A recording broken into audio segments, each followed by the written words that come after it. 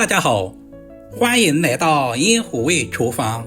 夏天正是吃泡菜的季节，以后想吃泡菜再也不要到外面去买了。奶奶教我详细的制作方法，不加一滴水，比外面买的还要好吃。接下来我们一起来了解一下具体是怎样制作的吧。首先准备1颗包菜，2根黄瓜，1条胡萝卜，适量的小米椒，加入1大把的食盐。我们要倒入多一点的清水，把所有的食材清洗一下。因为食材的表面难免有一些虫卵或者是细菌，而食盐有消毒杀菌的作用。今天的黄瓜、胡萝卜都不需要削皮，所以我们一定要清洗干净，这样吃起来才更加的放心。做泡菜的食材也是根据自己的喜好，也可以加入一些莴笋、莲藕，喜欢吃什么就可以加入什么。把所有的食材像视频中这样揉搓一遍，经过这样处理之后，我们吃着也更加的放心。清洗完第1遍之后，我们要多淘洗2遍，也可以放在流动的清水下冲洗，直到把表面全部淘洗干净。我家小孩喜欢吃长豆角，准备1小把长豆角清洗干净。如果喜欢吃四季豆的，也可以加入一些四季豆在里面。所有的食材清洗干净，然后放在竹筛里面控干水分备用。水分我们尽可能的控干一些，因为食材的表面有生水，做泡菜千万不能沾生水，不然很容易坏。把黄瓜去掉头和尾，然后再对半切开，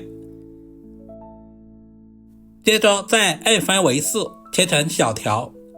黄瓜的瓜瓤含水量特别重，我们一定要处理一下。黄瓜的瓜瓤含水量特别重，我们一定要处理干净。接下来把去籽的黄瓜再次改下刀，切小一些，这样方便入味，也方便成熟。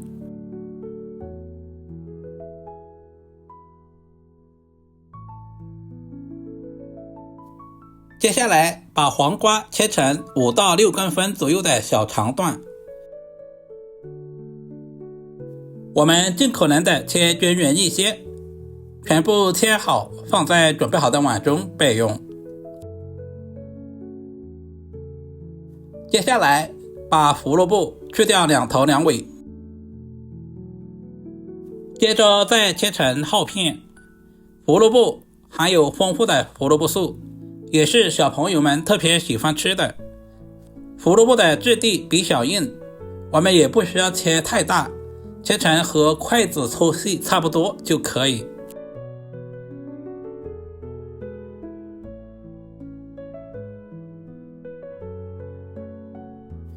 全部切成视频中这样，和黄瓜放在一起备用。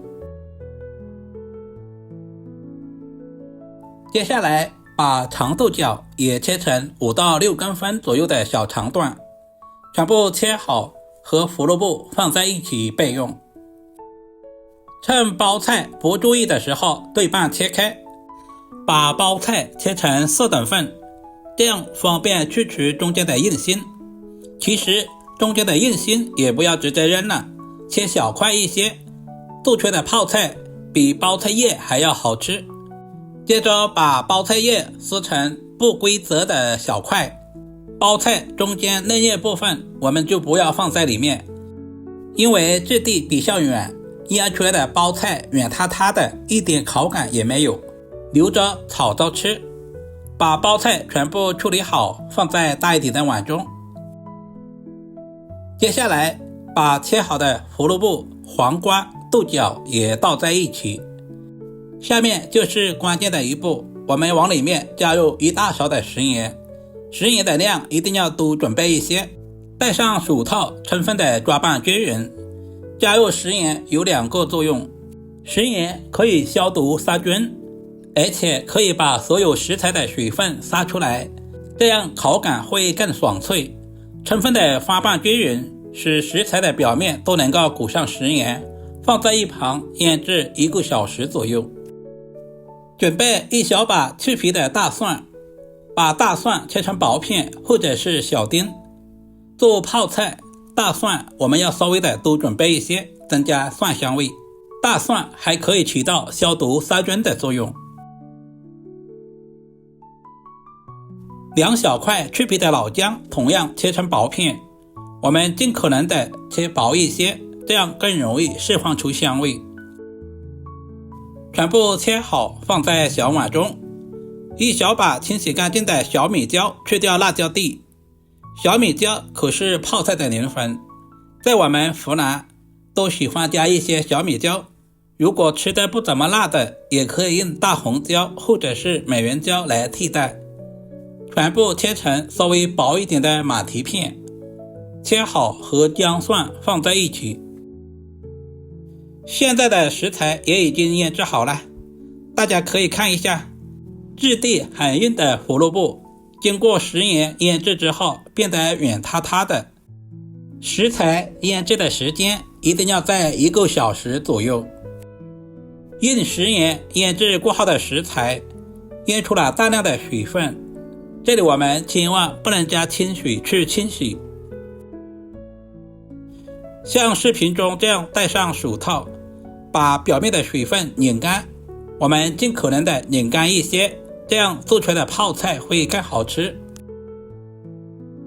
全部处理完放在大一点的盘中。接下来准备一个大碗，因为今天的泡菜比较多，往里面加入1大瓶的雪碧。加入雪碧腌制出来的泡菜口感会更爽脆，这也是饭店不外传的小技巧。接下来往碗中加入20克左右的老冰糖，接着加入切好的姜蒜小米椒。没有冰糖也可以用白糖来替代。加入100克的小米椒，然后加入1大碗的米醋或者是白醋，但是千万不能加陈醋。一道万能的泡菜水就这样调制好了。如果平常你也喜欢吃泡菜，这个配方你一定要收藏起来。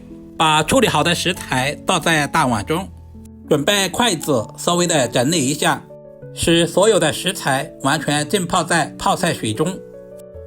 靠上盖子或者是封上保鲜膜，放在冰箱冷藏1个晚上，味道会更佳。这是我浸泡了1个晚上的泡菜，打开盖子的一瞬间，现在的泡菜看起来特别的有食欲。经过1个晚上的浸泡，食材的颜色也慢慢的变深了，看着也特别的有食欲，口水慢慢的从眼角流出来了。一道营养又好吃的泡菜就这样做好了，是不是非常的简单？如果你也喜欢，就赶紧收藏起来试试吧。这样做出来的泡菜比外面买的干净卫生，主要是操作还十分的简单。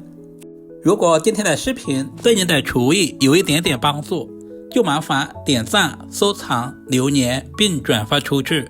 点我头像还可以看到更多家常菜制作视频。我们下个视频再见吧。